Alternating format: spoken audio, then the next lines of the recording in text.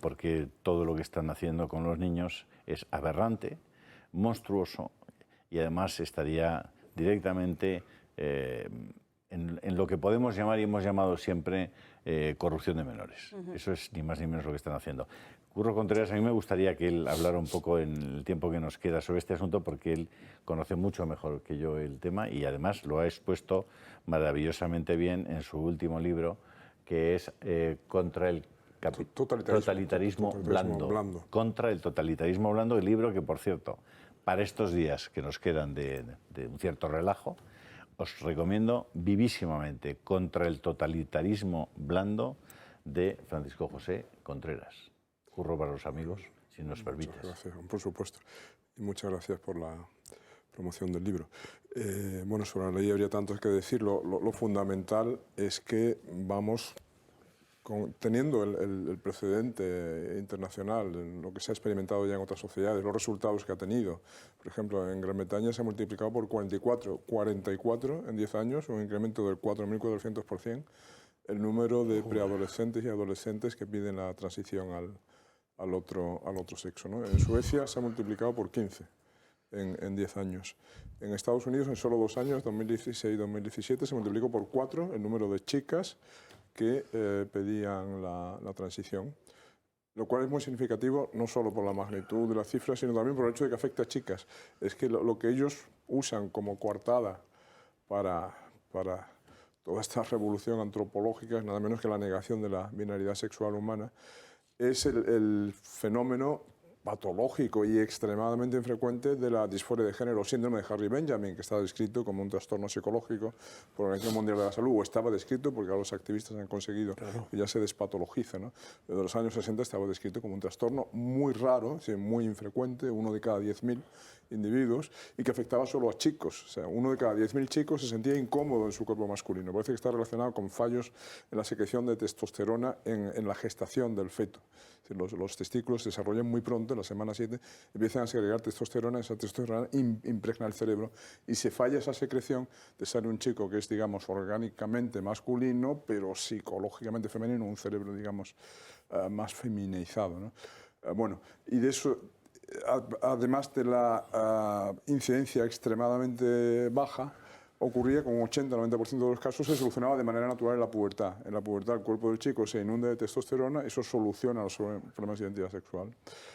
Bueno, pues ahora, apoyándose o tomando como coartada este fenómeno muy raro y además naturalmente soluble en gran parte de los casos de la disforia de género, ellos van a introducir la idea tóxica de la autodeterminación de género, es decir, que el hecho de que nazcamos con genitales masculinos o femeninos o cromosomas XX o XY no significa nada, porque en definitiva uno construye su identidad sexual o elige su identidad sexual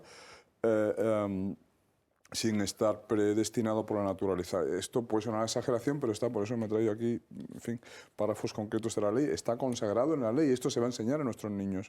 El artículo 3 de la ley, que aprobamos la semana pasada, define la identidad sexual como la vivencia interna e individual del sexo, tal y como cada persona la siente y autodefine, pudiendo o no corresponder con el sexo asignado al nacer. Es decir, una cosa es el sexo biológico, otra cosa es la identidad sexual, que no tiene por qué coincidir con el sexo biológico. Y si tú decides, un niño de 12 años, decide que no coincide, te vas al psicólogo, el psicólogo tiene que asumir tu autodiagnóstico, cosa que imaginemos que un niño de 12 años considera que tiene cáncer y va al oncólogo y el oncólogo tiene que asumir lo que diga el niño sobre su propia salud. Pues esto es lo que estamos consagrando legalmente, ¿eh? La ley va a obligar a los profesionales a asumir el autodiagnóstico a los profesionales y a los padres, que se arriesgan a perder la patria potestad si se oponen al deseo del niño de transicionar al otro sexo.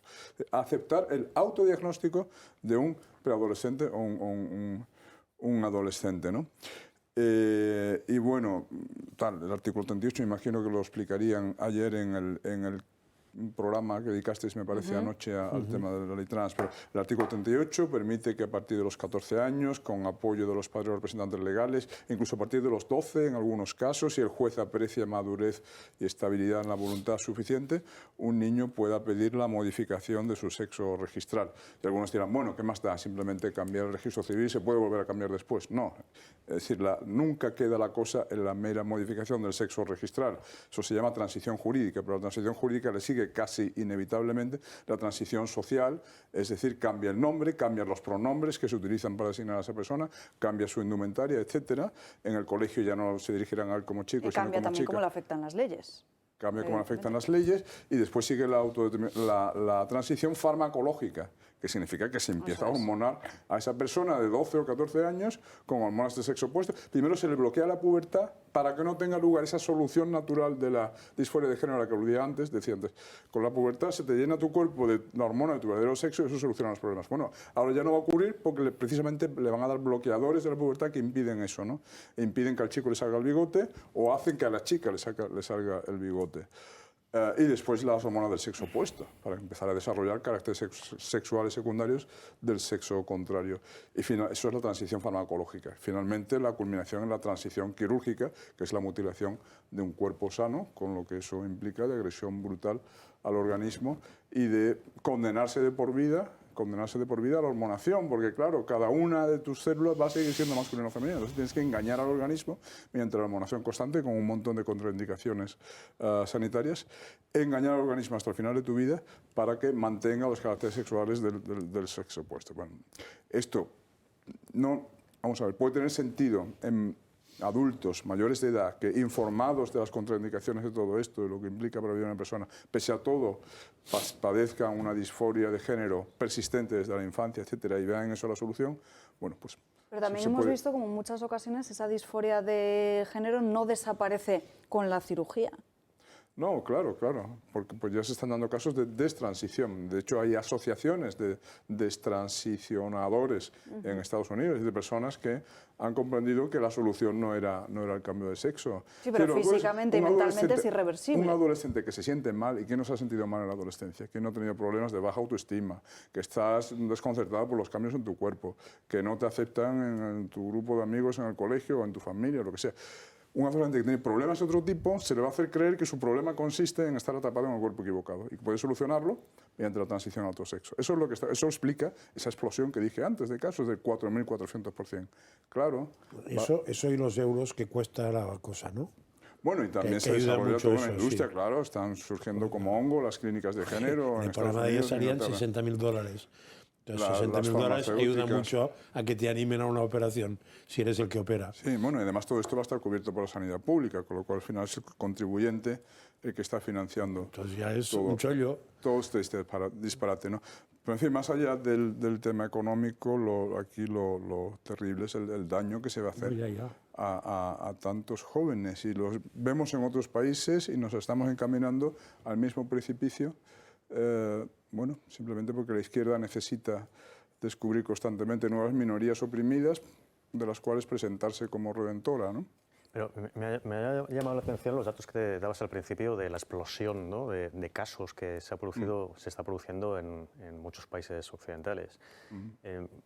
¿Por qué esa explosión de casos? Es decir, de repente hay más niños o más adolescentes que piensan que no están en el sexo adecuado, o hay una influencia ideológica o de algún tipo sociológica que les está haciendo ver a lo mejor lo que no es.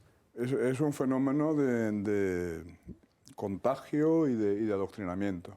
De hecho, hace apenas unos días veíamos que había un estudio feminista en Cataluña que alertaba precisamente de ese aumento. Creo que era un aumento de un 7.600%, una barbaridad, y decía que era porque precisamente se estaban impartiendo más contenidos a los niños y que los niños se dejaban influenciar y llevar por estas modas y corrientes. Claro, y la ley ya va a prescribir que se adoctrina a los niños en esto, porque no exagero, está aquí el artículo 13, el artículo 5, los poderes públicos adoptarán medidas necesarias para poner en valor la diversidad, orientación sexual e identidad sexual.